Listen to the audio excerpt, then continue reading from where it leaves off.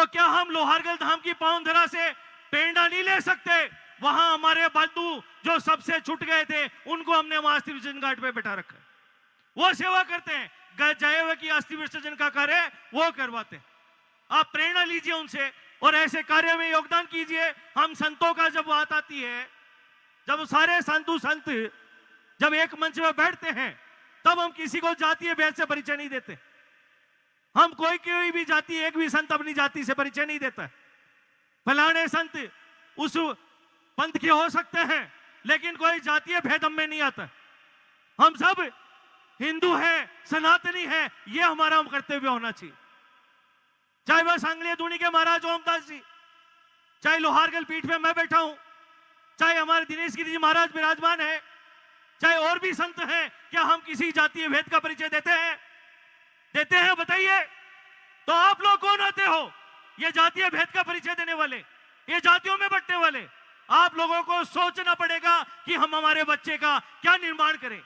अरे आप त्योहार मनाते हो, इतने त्योहारों में आप जाते हो, अभी होली आने वाली, होली में आप लोग जब एक दूसरे को रंग लगा के जब गेर में निकलते हो तो किसी का पता लगता है कि ये कौन जाति का है?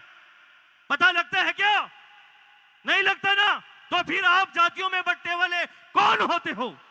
ये आपको जवाब देना पड़ेगा, अपने बच्चों को देना पड़ेगा। अगर आप नहीं सुधरे तो आप लोगों को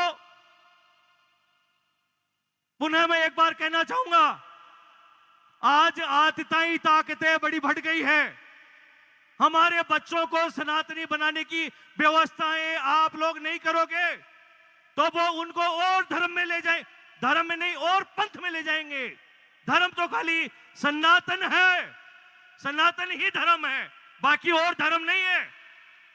इसलिए आप लोगों को तय करना है, क्या हम लोग इतने मुट्ठी भर इतने से ही है क्या, छोटे से, कि हम हिंदू राष्ट्र की स्थापना नहीं कर सकते, सनातन राष्ट्र की स्थापना नहीं कर सकते? हमारे बच्चों को माथे पर तिलक लगाओ, उनको शिखा रखना सिखाओ, उनको मोली बांधना सिखाओ और बच्चियों के गले में भगवा दुपट्टा धारण करो, ताकि उस विधर्मियों की हिम्मत नहीं पड़े हमारी बच्चियों की तरफ देखने की, आंखें चकाचौंध हो जाए, ऐसी बनाओ उसको। अभी हमारे पूर्व वक्ता कह रहे थे संघ के कि बच्चियों को आप लोग रील बनाने वाली मत बनो। आज बच्चियां हमारी मातृशक्ति रील बनाती है मोबाइलों पे। अरे हमें सोचना चाहिए कौन से राष्ट्र की स्थापना कर रहे हैं हम। हमारे बच्चों को तय करें कि सुबह उठे धरती माता को प्रणाम करें, बड़े बुजुर्गों को प्रणाम करें, अड़ोसी पड़ोसी में जो बुजुर्ग हैं उनको प्रणाम करें। यह ऐसा हमारा हिंदू राष्ट्र का बच्चा होना चाहिए। और जब वह सनातन का निकले बाहर रोड पे तो उसके देखने मात्र से पता लगे कि यह सनातनी है, यह हिंदू है।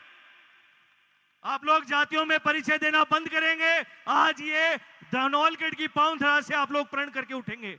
और भी बंधु जो घर रह गए हैं उनको भी ये प्रण करवाएंगे कि हम कभी भी जातियों का परिचय नहीं देंगे। अरे देख के तो सीख जाओ। कभी देखा है किसी अन्य जाति वाले व्यक्ति को जब हम पूछते हैं आप कौन हो, तो वो बेचारे यह परिचय देते हैं, मैं मुस्लिम। कभी वो नहीं कहता है मैं फलानी जाति का, मैं फलानी जाति का, या मैं फलानी जाति का। आप लोगों को समझना पड़ेगा कि हम लोगों को कैसा राष्ट्र बनाना है, एकता का परिचय देना है और एक सूत्र में बंधना है। इसलिए तय करें और सनातन की व्यवस्था को मजबूत करें। भारत माता की, भारत माता की, वंदे वंदे